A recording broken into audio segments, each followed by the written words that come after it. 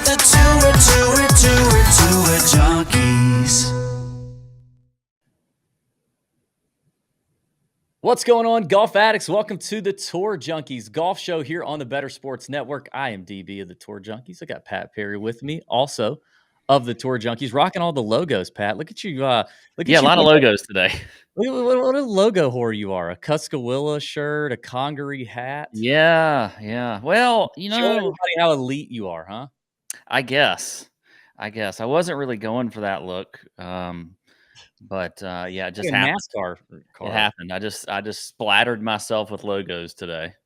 Tell you what, you can't hide money. Listen, boy, speaking of logos, you would have loved to have been a logo on Brooks Koepka at the PGA Championship, I Yes. mean, outside of Nike. Because Brooks Koepka dominates yet another major, his third PGA Championship, his fifth major, and he now passes Rory with all-time majors, and he is approaching some incredible territory to possibly get at the 7 or 8 major mark.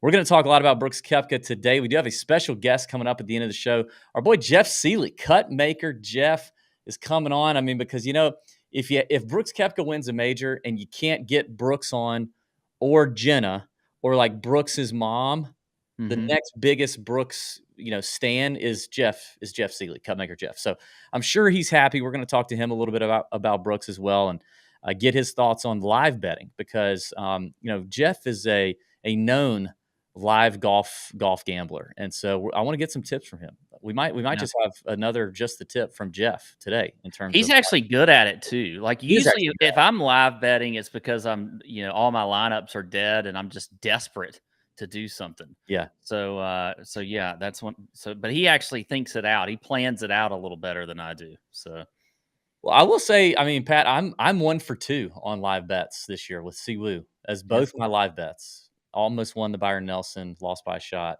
and then did win the what was it, the Amex earlier this year on a live bet. So yeah. we'll get some more good stuff from Jeff Seeley here later. But let's talk about it, man. I mean, so 5 majors, 5.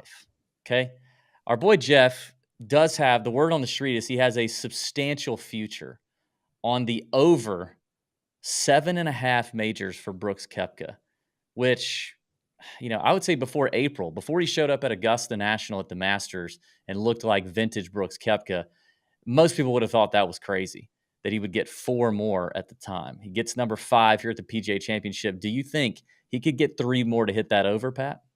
I absolutely think he could get 3 more to hit the over. I mean, you look at Brooks and his game, it's just built for majors. And not just when I say he's built for majors, it's not really just his play with a golf club in his hand. It's his mentality.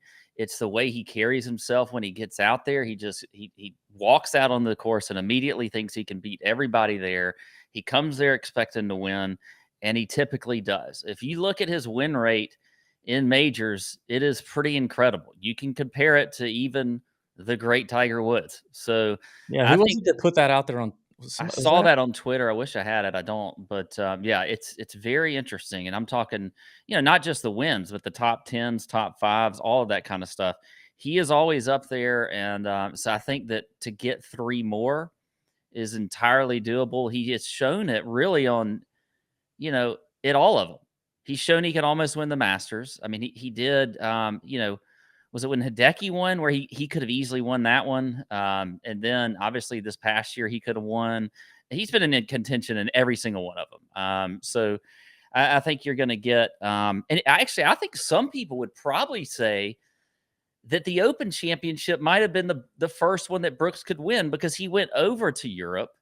And that's where he cut his teeth before he came back to the PGA Tour. So he knows that style of play too. And he hadn't gotten a major yet there, which could happen.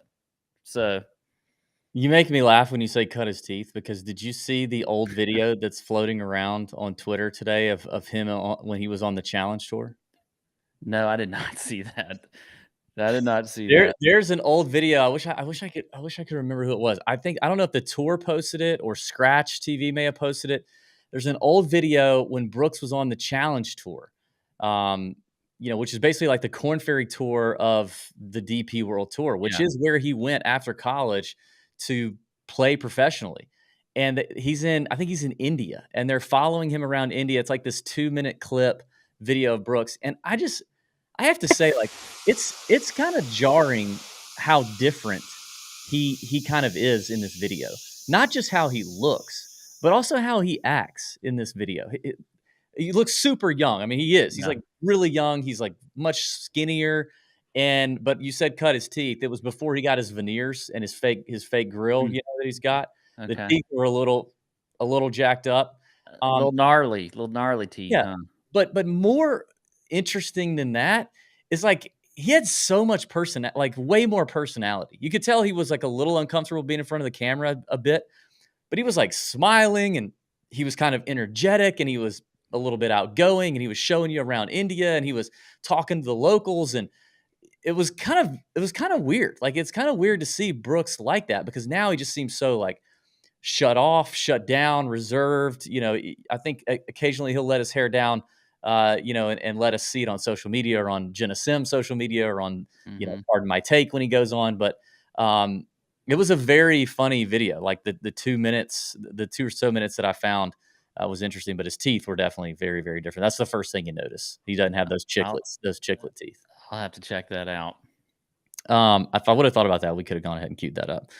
So the other thing about Brooks Koepka winning, Pat, we got to talk about is what it does for Liv. And we talked about it a little bit on our show. It's obviously, to me, there's like two indicators that tell me things are changing. And number one is your somewhat Mm, turnaround on Liv, yeah. that we talked about on the show. But number two is, like, I played in my member this weekend. I talked to a bunch of dudes at the club. They all know what I do. They all have opinions. We were watching the PGA Championship, and none of them care. None of them care about Liv. None of them care about, and these are mostly old white guys in the South. Like, they don't care about the the Saudi thing. They just don't. They just want to see the best golfers play golf more often. And they miss Brooks and DJ and Cam, and even Bryson being somewhat of a factor this past week. The villain in Patrick Reed. They miss these guys, and they just don't care. They want the two tours to figure it out. And I think the tide is changing. And I think that with that and Brooks's victory, it could mean world golf ranking points. Everything could get expedited, right? Like, do you think, how fast do we think this stuff moves? Do you think that this will die off in a couple weeks? And if the live guys don't win a US Open, is not like, they have to win another major for this whole thing to change, or do we think anything's going to change? Well, I mean, I would like for things to change. I would like for it to not really matter all that much. I'm still not a big fan of live itself. I'm not going to find myself, at least I don't think, going on and watching a live golf event. I just can't really get into the format and that kind of stuff. But as far as majors are concerned, you just have to have these players in there. And I don't think that's going to change. I think you've already seen that with these majors. You got to have the best players in the world there. I think, though, the biggest change is going to come, from an immediate impact is with the Ryder Cup, because that's the biggest sort of world golf event that we're closest to right now, where there's going to be some decisions made, especially on the U.S. side. I don't think it's as, Luke Donald on the European side really doesn't have as many big choices as Zach Johnson does, and Zach's in kind of a tough position, I think. But he's going to have to look at Brooks now, for sure. He's probably going to have to look at DJ and maybe even Patrick Reed. Yep. And I think that's going to be a huge thing, because if they get on the Ryder Cup team, then you start to see other things change, I believe, as far as the way these two tours are going to have to interact because of how big of a world event that is. But the thing is so that's, I think, the biggest impact right now. Now, as far as the two tours, I don't think we're close to that. Because if you see where Jay Monahan is and where Greg Norman is, the two leaders of the tours we're talking about with Liv and the PGA Tour, they are on very opposite ends of the spectrum still. I don't think that's changed. But the majors has at least shown that the players themselves can all get along, can all enjoy playing with each other. They like having the best players in the world there. They're fine, but the leaders are not. And I don't think that's going to change right off the bat. Speaking of the Ryder Cup debate, there was a viral clip going around with Brandel Chambly, noted live hater, and his fellow associate there of the Golf Channel, Brad Faxon, talking about the Ryder Cup, and Brandel's brain is broken. Let's watch this clip. The PGA of America runs the Ryder Cup. I don't think this has anything to do with. They're not playing for money at the Ryder Cup, Brandel. They're playing for their country. He's an American. They're playing for their country. They're not playing for their tour. They're just playing for their country. There's certainly a sense that the Europeans are playing for their tour. You're right. Yeah, I think you're right. You make a reasonable point. They're not playing for their tour. They're just playing for their country. Well, they're playing golf.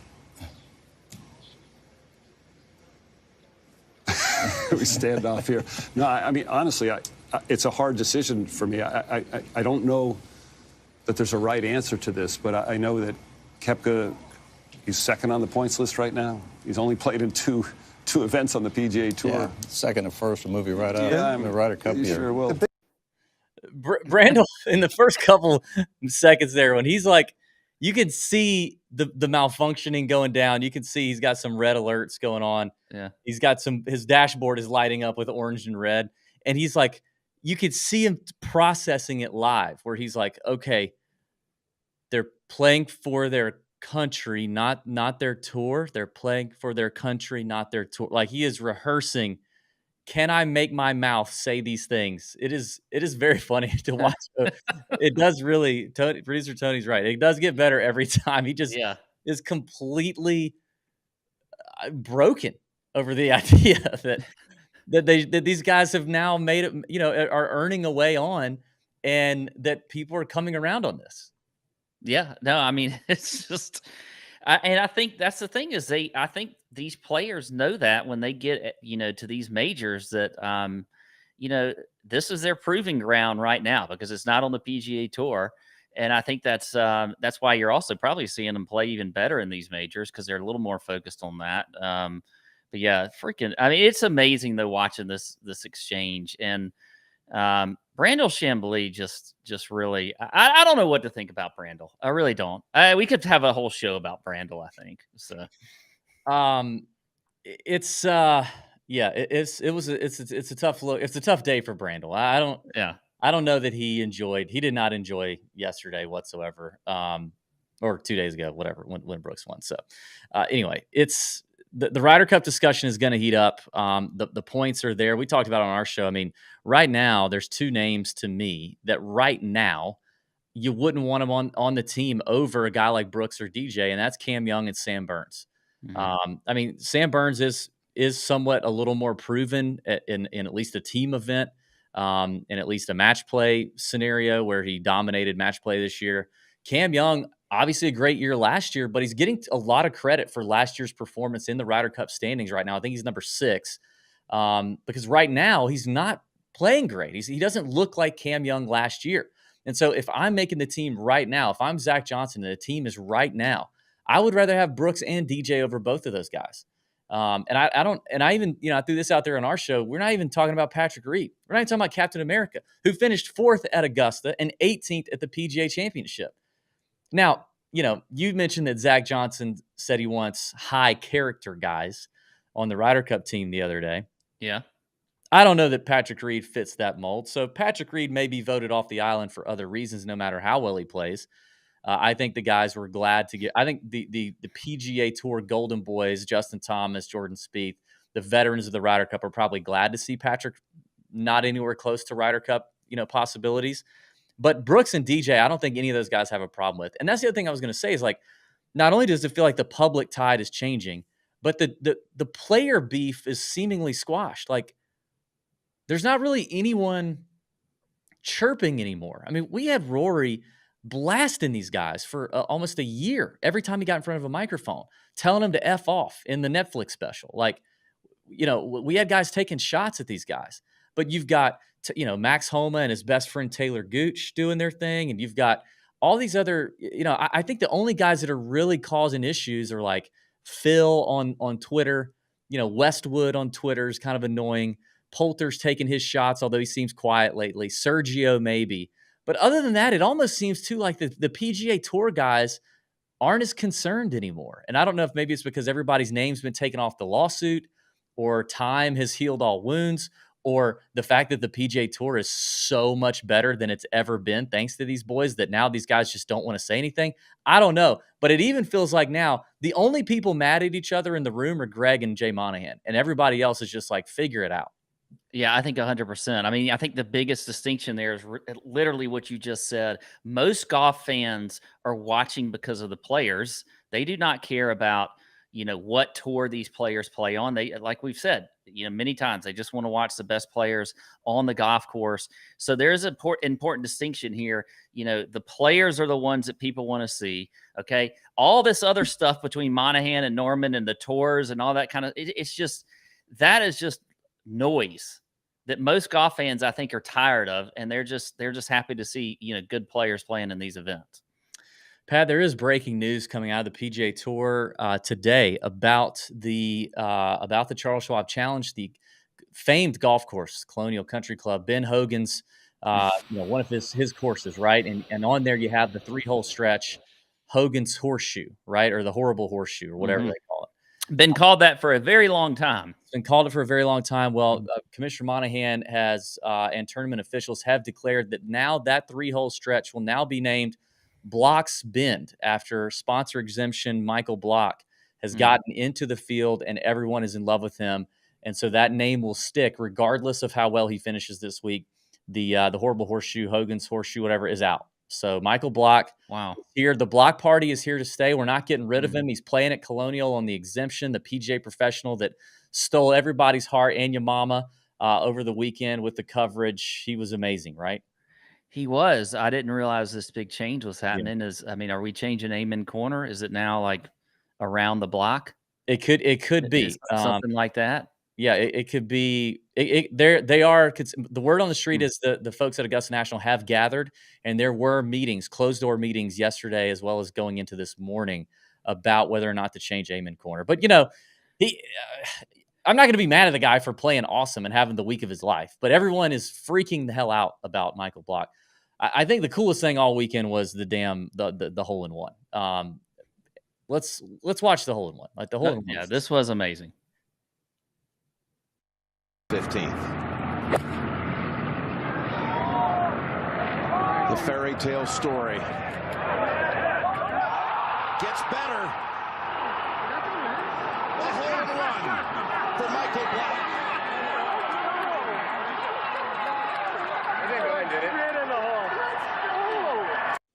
Well, okay, first of all, I got a couple things. To me, a hole in one where the ball flies straight into the hole is just the purest form of hole in one. Like, it really is. If it's a drug, that is the purest cocaine you could possibly take on. Like, it is not the street shit. It is like high-end Wolf of Wall Street type, stuff that just will take you to a whole new level. Like, to me, that kind of hole in one where it's not like this weird, bounce or spin and it just happened to take the right line and go in. When you just fly that thing straight in there and that thing disappears, like, damn, just disappears like Houdini, right? Like, that is incredible to me. So I love that. Number two, why did his caddy pull out the rangefinder? I saw it. Could he not? It was only like 180 yards, right? Like, could he? Well, not? that and he only held it up for like 2 seconds. How are you able to see for that? No ball there. How about everyone around the green losing their ever loving mind? Like, that will tell you, and you not seeing the ball roll around on this big green thing. It's a white ball. Well, I mean, does he think that Rory also just gave him this huge hug because he hit it to 8 feet? I mean, they don't hug on every shot that's good on tour.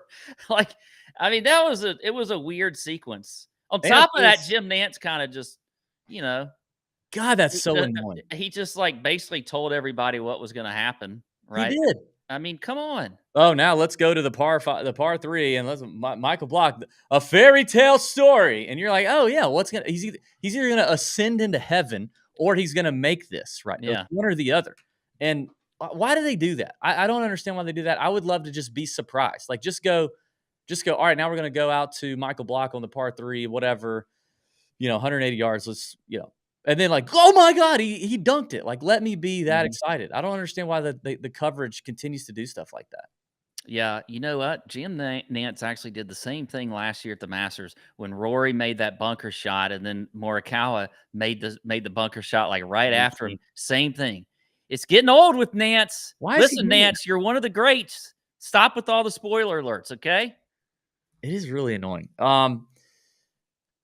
Michael Block, whatever. Like, It was a magical week. It really was. I will say this: if we want to talk some gambling talk on this show, Mhm. I'm taking every single over possible on Block for these next couple of events because he got into Charles Schwab this week. He's going to get into the Canadian Open, I hear.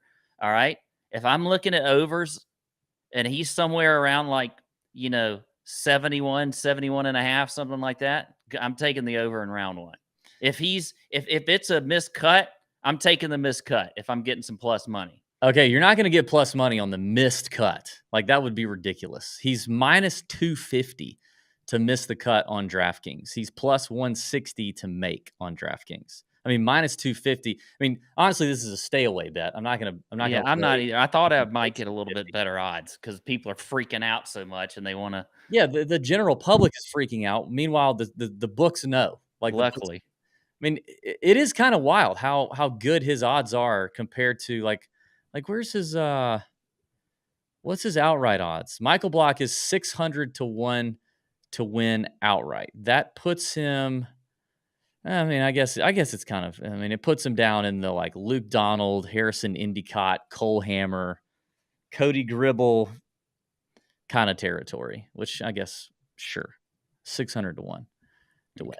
But anyway, that's probably enough of Michael Block. All right, we got to take a quick break. When we come back, we're going to talk a little bit about the Charles Schwab Challenge. We're going to talk some bets finally. Pat's got just the tip. And don't forget our friend Jeff Seeley, cut maker Jeff, is going to come around, talk to us about live golf betting, Brooks Koepka's future, and all that good stuff. Stay right here on the Tour Junkies Golf Show on the Better Sports Network. I think that this is something I've always advocated in all my shows I've done for 10 plus years. I always say to people, get your guys. You're going to be rooting for these guys all season.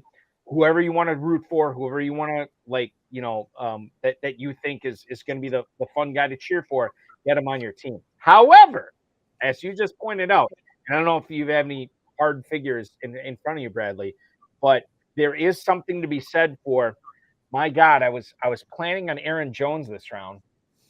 I did not plan on Jahmyr Gibbs still being here. Maybe I have to skip who I want here and take the guy that is being handed to me by my other 11 competitors, because this is going to help me be a better best ball drafter. Yeah, Hayden Winks has done a lot of amazing work in documenting all of the drafts and getting that data. And there is tremendous, irrefutable evidence to suggest that drafting a player significantly ahead of ADP maybe once is not going to hurt you, but multiple times, or reaching on 3 or 4 players more than a round ahead of ADP in those first 3/4 of the draft is going to significantly inhibit your ability to access league winning or tournament winning upside. It's like, we want to win the money, so why are we not trying to get players who are going to give us value? And just because you don't like a player doesn't mean that you shouldn't be taking them in that spot. I don't think there's a player that you should be 100% out on we're talking May 18th. Mm-hmm. A lot can change between now and the start of the season. In fact, it's the same distance from now to the start of the season as from now to January, right? So we're like halfway through the offseason. There's a lot of green grass to happen. So if you're drafting right now, consider just continuing to accumulate value in your drafts as you're drafting in FFPC or in other places. Making you money in daily fantasy sports and golf betting. Tour Junkies on Better Sports Network. Get all pro access to Fantasy Alarm for the award-winning DFS playbook covering 10 different sports, plus fantasy football and NFL betting content, tools, podcasts, and Discord chat. For a limited time, get all this for 50% off your first 6 months with promo code ALARM50 at fantasyalarm.com. So get started with a free trial today. That's promo code ALARM50 at fantasyalarm.com.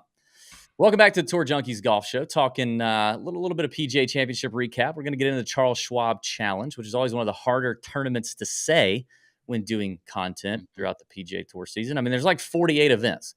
Charles Schwab Challenge might be the toughest to like really enunciate. I don't know. We might have to have a ranking of difficult tournaments to say. Our boy Jeff Seeley's coming. Cutmaker Jeff. We're going to talk with Jeff about live golf betting. He's a pro at that. He's a good golf handicapper. He's a big Brooks fan, so we're going to let him victory lap a little bit too. But let's get into the Charles Schwab Challenge from Fort Worth, Texas. It is at Colonial Country Club. It's a course we all know and love. Colonial Country Club is a great track. It's kind of a tree-lined, old-school, classic Perry Maxwell design. Perry Maxwell, great designer, also designed Southern Hills. Last year, we saw the PGA Championship. Colonial is a great spot. It's known for precision, accuracy off the tee with tight fairways, penal Bermuda rough, kind of the dog legs, got to work your ball. You got tree troubles if you miss. Then it's about hitting good short irons and mid irons. This is not like some of the tournaments we've seen lately where you got to pound the long irons. There's going to be a lot of more, mid irons in your hand, wedges in your hand into these very small greens. Some of the smallest greens on the PGA Tour, they're pure bent grass, so they do roll quite nicely. And around the greens, if you do miss, it's not overly difficult based on kind of difficulty rankings that we've looked at over the years. Scrambling around Colonial, getting out of the bunkers around Colonial, not super hard. But the main defense of the golf course is wind. It's Texas, right? You got to have wind. Well, it looks like as of now, Pat, we're not going to get hardly any wind. So where do we think the winning score is going to be? Anything else you'd add in terms of, what people need to do to have success around here? Maybe let's talk about some of the past champs and kind of where we're looking on the outright odds. Yeah, I mean, like you said, I don't think the win is going to be much of a factor. I do think the scoring is going to be relatively low. Not a whole lot of like easy scoring chances out here as far as like par fives are concerned. But you look at like right off the bat, the first hole, I mean, it's an easy birdie hole. These guys are, I think I've read like 50% birdie rate on the first hole, and the second hole is pretty easy. So right off the bat, going to be, scoreable holes.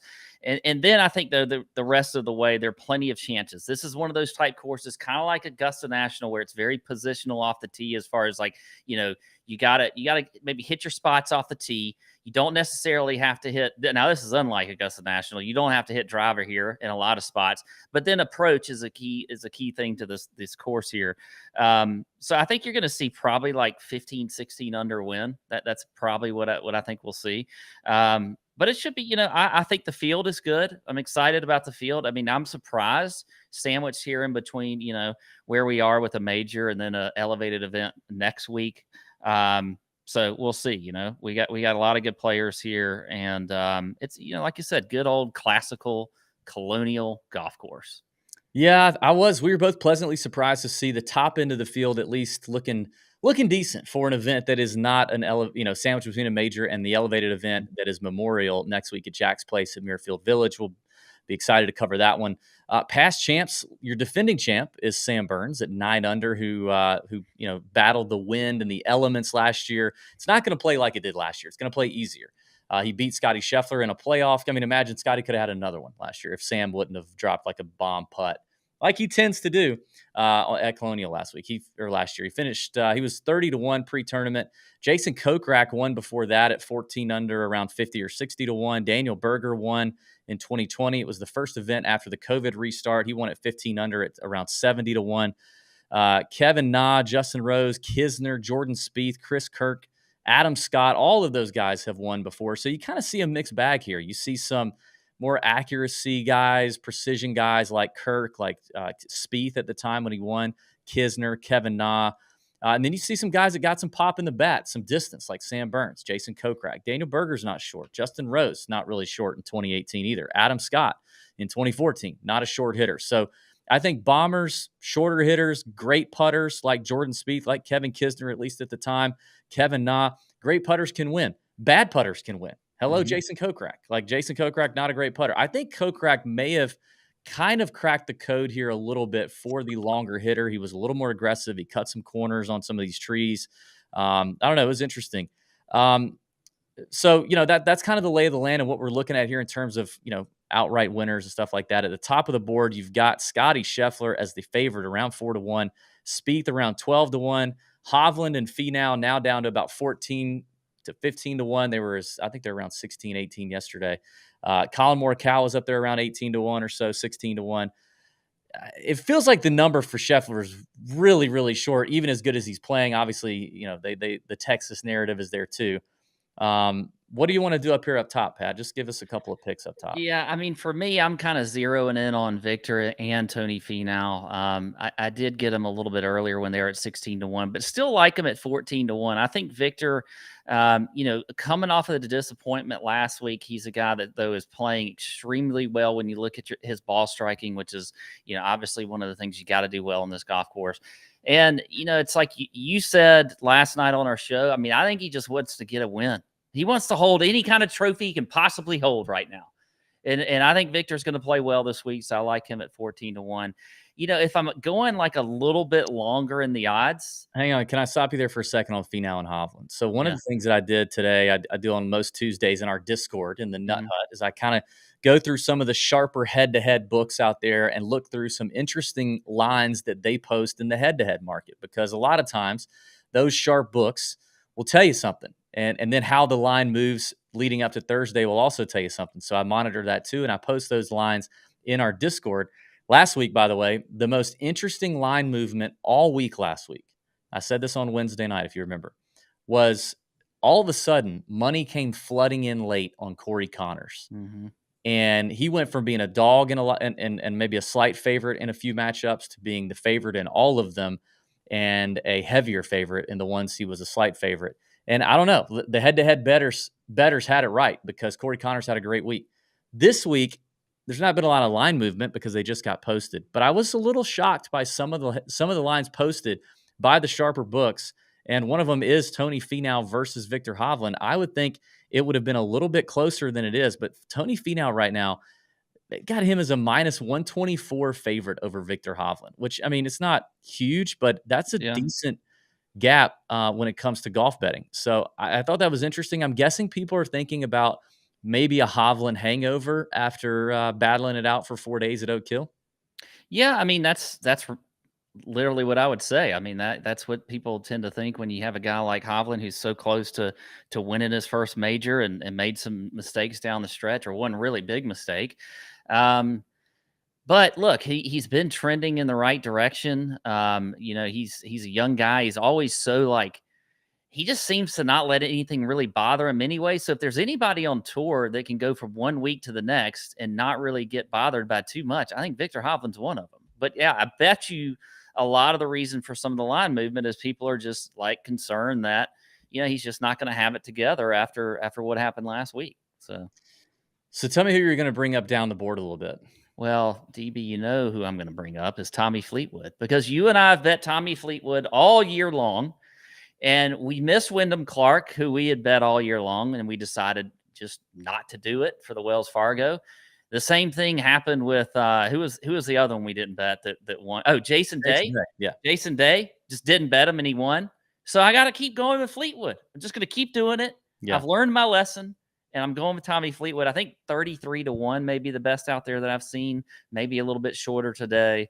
But that would be another one up kind of near the top that I like. I agree. Another kind of surprising head-to-head line is they've got Russell Henley, a minus 117 favorite over Tommy Ladd, which I thought was interesting. That's one I want to watch and see if the head-to-head bettors get that line flipped, because I think Tommy Ladd is the better play there. I like Russell Henley. Russell Henley's obviously a very accurate player off the tee. He's incredible with his irons. But Tommy Ladd just seems like the safer play there. He's playing just as consistent, way more consistent than Russell Henley. So I don't understand that one, but I agree with you on Tommy. I guess let's talk about I want to hear some first-round leader thoughts if you have any. Yeah, well, I've got a few, and all of these are morning guys because I just don't think there's any weather advantage, and so I want kind of a little bit softer golf course in the morning. And these are guys who I think can definitely score. We've seen that from them, aggressive players. So Christian Bezuidenhout, he is at 65 to 1. I like him going off very early. I think maybe just before, like around 7:30 in the morning. Oh, yeah. You got Steven Yeager, who I really like as well this week. He's at 55 to 1. Akshay Batia is at 90-1. He's another super aggressive guy. We've seen him go low already this year on tour. I think he had a 62 or a 63. So I like Akshay at 90-1. And then the last one, a guy that you and I have both seen, up close and personal. He's been a very solid player all year, and that's Dylan Wu, who is at 100-1. I like him as well. He tees off a little bit later in the morning, closer to 9 a.m., but those are my 4 favorites. So. Well, before we're going to get to just the tip. Pat's dropping that today, and then probably Jeff Seeley for another one on live betting. But before we do that, I guess I'll toss in a couple of bombs for me on the outright card. I have dropped DB's Big Balls betting card is alive on tourjunkies.com right now for free. You can check that out. It's all outright bets at 25-1 or longer, nothing shorter. We keep track of it all season. I'm in a little bit of a dry spell at the moment, but we can climb out of it with a hit very easily. And at the long end of that range on DB's Big Balls betting card, which, I said it's been a long time since we've had a 100-1 winner. It's been 10 years. So that means we're due, okay? We could get a bomb here. I've got 3 names. I'm going to talk about 2. The first one is Eric Cole at 100-1 on DraftKings. Eric Cole kind of came out of nowhere at the Honda just a few weeks ago when Chris Kirk won. Pat was on that one, was on that ticket. He lost in the playoff.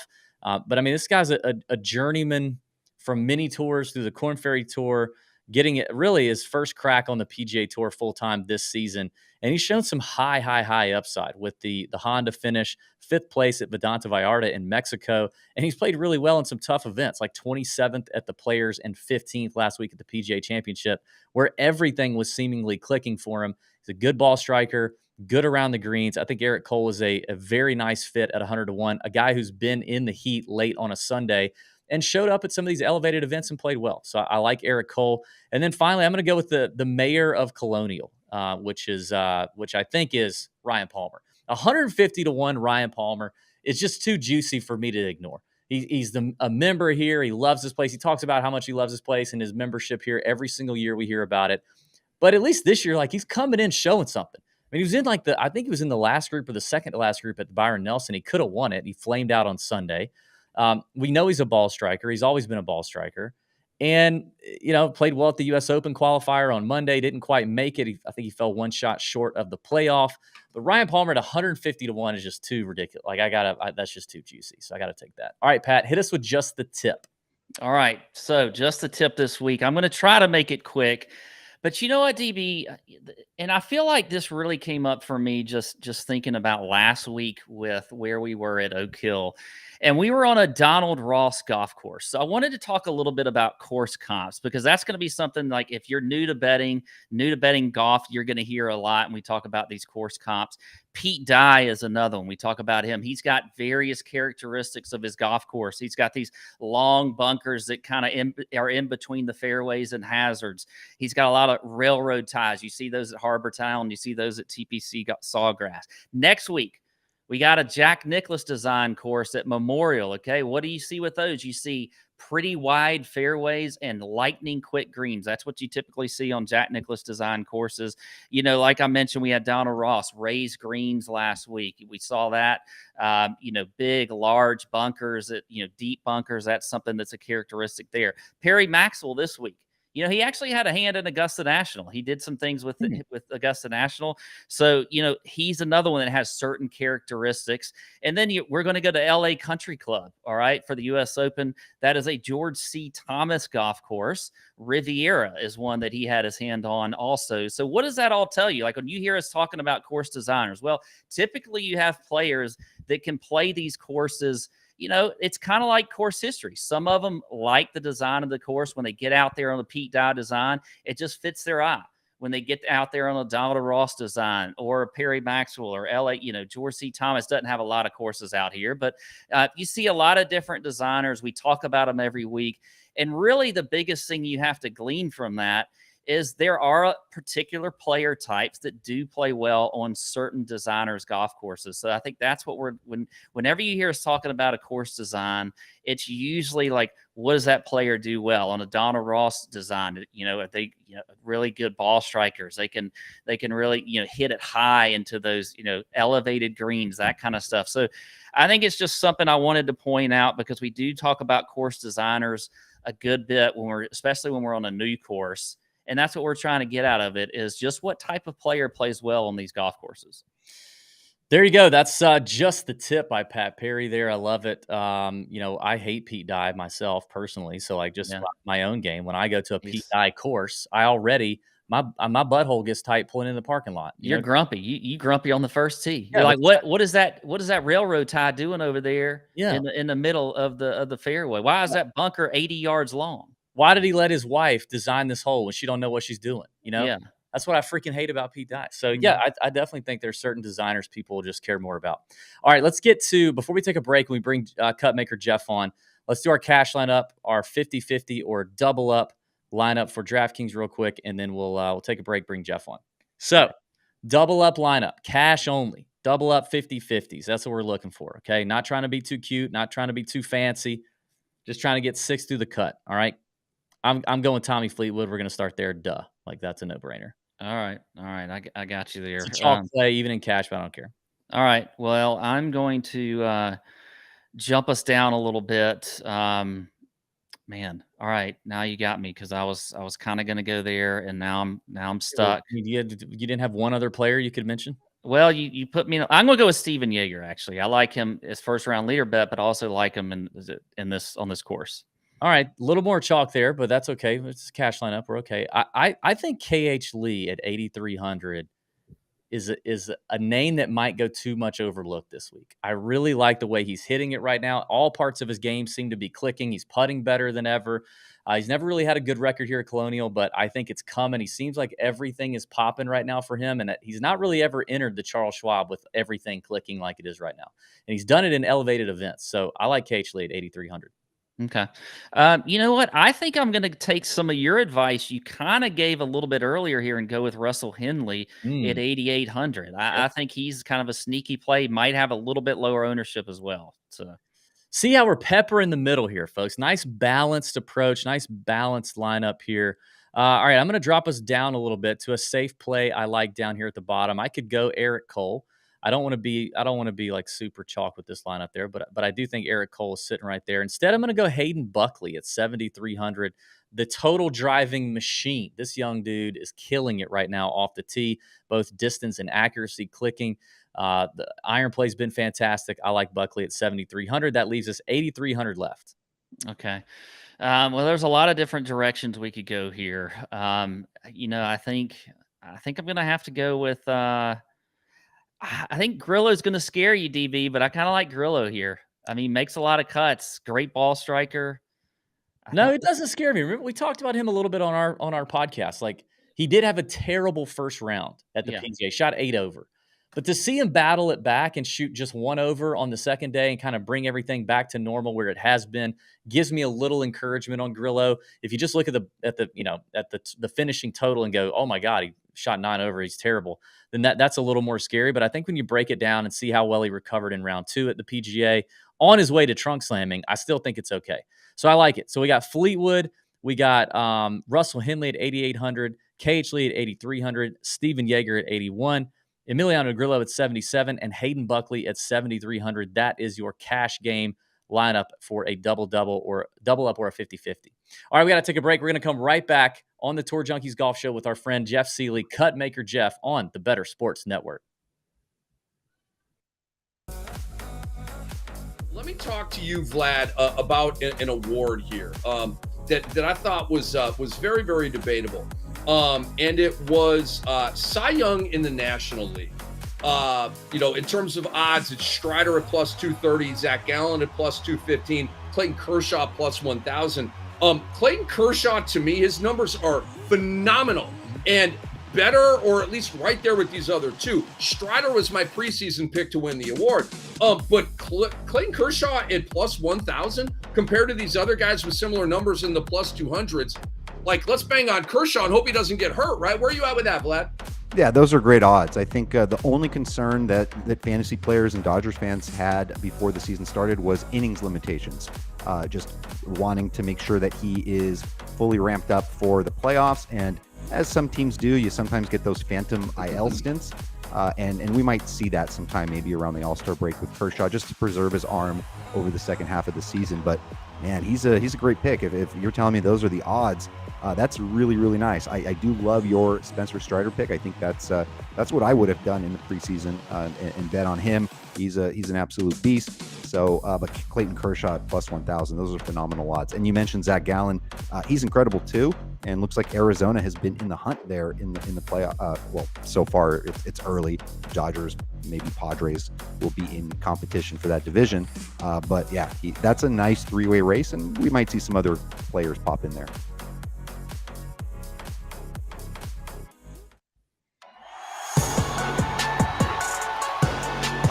Tee off with the Tour Junkies on Better Sports Network.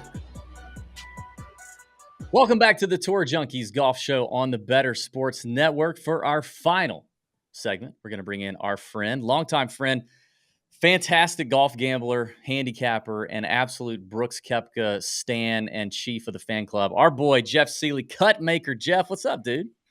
What's up, fellas? Oh God, look at the cardboard cutout behind him. Amazing. It's from the first Koepka Palooza I've had. Koepka Palooza 4 coming out here in 2023. You guys want to make the trip to Indy?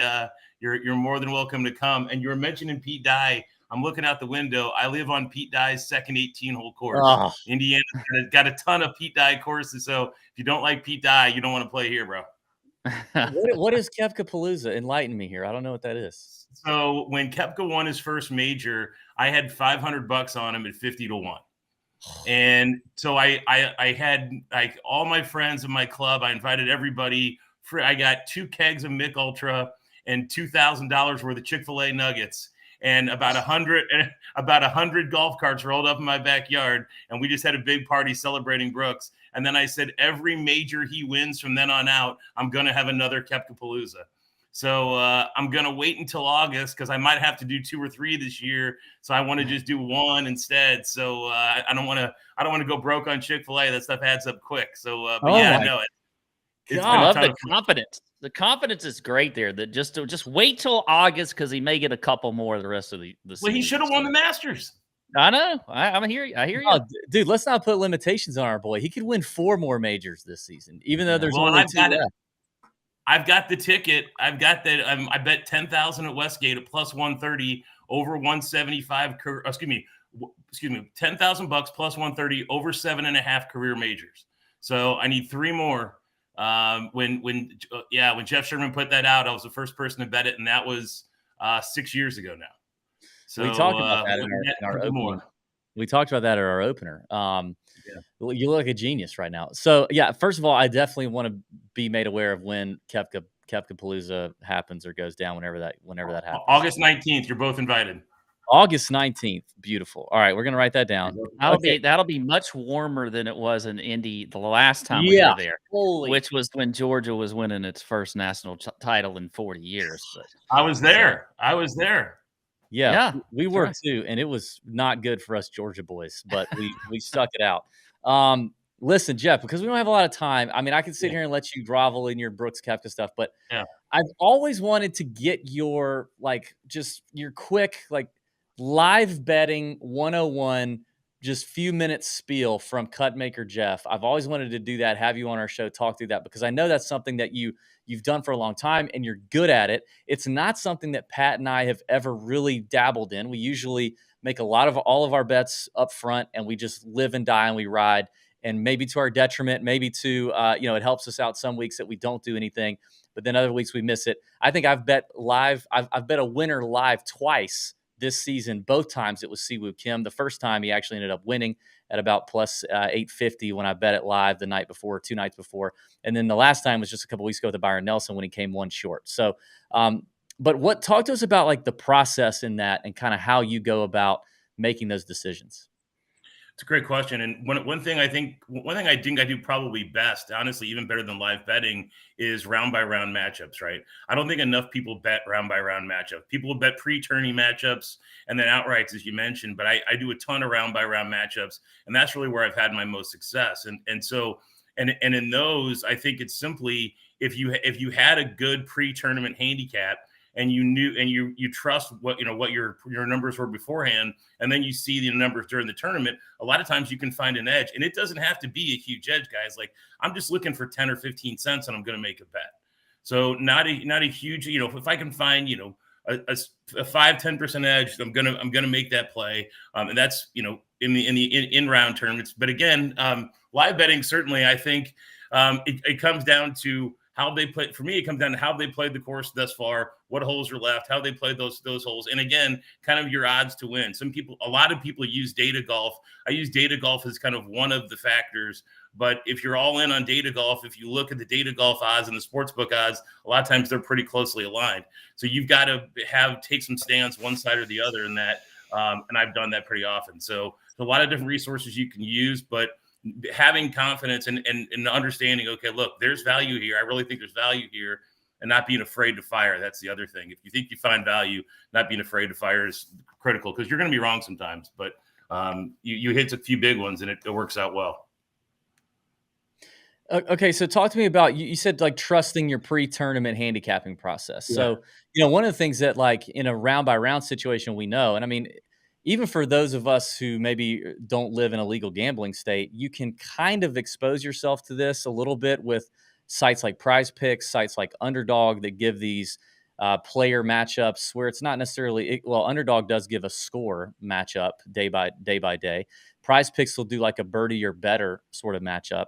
But we've been playing these long enough to know that, any one round, any player can beat any player in the field. I mean, we talked about it on our show just last week. I mean, damn, round one last week at the PGA Championship, John Rahm lost to Michael Block by how many shots, or even total for the whole tournament, right? I've been burned by damn Chad Ramey in a birdie or better matchup against a stud, on Prize Picks, and I want to bash my head in. But so when you talk about that, like, if let's say I find some pre-tournament value on a guy like Tommy Fleetwood, right, and I just love him, he checks all the boxes, and then after round one, he kind of goes out and puts up a little bit of a stinker, and then round two, I see that the number's interesting, the number's juicy against whoever it may be. How do you weigh, like, how good you saw that player coming into it pre-tournament versus maybe how one round went or two rounds went, whether the ball striking was off or whatever? How do you kind of weigh those things and actually trust your first instincts? Well, that's a great question. And I think, the most important thing there, frankly, is volume, right? If you bet enough of them, because you're going to be wrong on some, to your point, you're going to get burned on some. But if you're betting 10 and you're way wrong on 2, that's okay. So that, I think, is the first most important thing is and bet them small. Like, I'll bet my round by round matchups half of how I bet the pre-tournaments. But to your question, I think it's pretty straightforward, right? Like, you look at it, you look at the stats and say, hey, look, is Fleetwood just putting badly? Is he doing something he normally does well, and is that going to regress to the norm? Or is he usually an elite? Is he always a bad putter? And take Colin Morikawa, right? If all of a sudden Colin Morikawa is 3 over and you thought he was going to be playing well, but he's missing every putt, I'm not touching Colin Morikawa, because I don't know if that putter's ever going to come back. So It really comes down to, is it something that I think this guy that's correctable, that will revert to the mean, or is it something that they're bad at, that they're continuing to be bad at? I'm not touching that guy then. If you're looking at, let's just talk about, like, from an outright winner standpoint, but betting it live. So, like, maybe let's just say on a Saturday night, you're looking at the field and you're not necessarily going to take the guy who's leading. What would you consider good odds on a guy that is, just back of the leader, and what's, like, kind of just dumb? Like, where are you kind of drawing the line on the guy that you want to bet as a live outright going into Sunday? Depends on the talent of the player, right? If I see John Rahm at 80-1 going into Saturday, I'll fire, because I know he can go nuclear and anything can happen. Tony Finau is kind of a similar guy. And guys, what I think is just as important, you made a good point, what I think is just as important and more profitable is betting top 10s and top 20s live, right? Because those are real opportunities. You can find a guy to sneak in and maybe get 3 or 4 to 1 on a guy who, Tony Finau is a great example. Rory McIlroy is a great example. Started out slow and sneaks his way back in a lot of time. So those are two guys I look at in that kind of scenario. Like this weekend, I'll think of a perfect example would be Jordan Spieth. If Jordan Spieth goes out this weekend and is, for whatever reason, 2 over after Friday, I'm absolutely going to make a live play on Spieth at 25 to 1 or something like that, because we know he can own this course, and course history is phenomenal. So it's just things like that. That is the history there. What was your handicap going in? And how do you think? Do you think this guy's really this bad? He's going to struggle this week, or do you see the bounce back? And is there equity in it in the price? Mm-hmm. Do you think so for betting top 10s, 5s, 20s, whatever, even outrights live, is there a round that you prefer to wait until to fire those bets, or is it just kind of depend based on the tournament? What do you like to look at there? I love round. I will bet very, very little in round 2, and I hammer round 3 and 4. Round 3 is usually my biggest round I bet in. Last week, I think I made 15 bets. Meaning you're betting on this usually Friday night or Saturday morning, but correct. After yep. round 2, usually, okay. Exactly. I'm kind of rubbing my eyes, wearing off my hangover at Saturday morning at 5 a.m. and kind of rerunning things, looking through things. And by 6:30, I've got it figured out, and I've got 10 or 15 plays I'm making on Saturday morning. And I had, so like on DraftKings this week, I went 9-0 in my Saturday matchups. That's not sustainable, but it was crazy. And if you're going to get lucky sometimes, but if you do the work, you're going to win more than you lose. And we certainly have done that this year. I think there's a ton of value in the round by round matchups. My favorite way to bet golf. Yeah. Well, where can the people find your stuff, Jeff? Go ahead and plug guys. Sure. At Cutmaker Jeff, at Cutmaker Pod. I'll be on VSiN tomorrow morning. For those who see VSiN, I'm on there on Wednesday mornings talking golf with Mitch and Paulie on Follow the Money. We're recording a pod tonight, do our pod tonight, but you guys are always great. Looking forward to having you guys on our pod at some point here soon, and appreciate you guys having me on. And again, August 19th, pack your bags, book your tickets to Indy. Let's go. We'll play some Pete Dye golf and drink some Mick Ultra and eat some Chick-fil-A in honor of Koepka. Dude, it sounds beautiful. I might try to make it work. I did say on that bitter cold night after the Dogs won the Natty, I said, this is awesome. It's the best decision we ever made to come here, but I'm never coming back here again. I was freezing cold, but that could change. It's different in August. It's very different. If I get all the Chick-fil-A and Mick Ultra in August with Cutmaker Jeff, I might make it happen. Thank you for coming on. We appreciate it. Thank everybody for watching another Tour Junkies golf show here on the Better Sports Network. Get your live betting going and follow Cutmaker Jeff. All right. And we'll be back next week for an elevated event at Memorial at Jack's Place. Let's have a great week. See you. Out.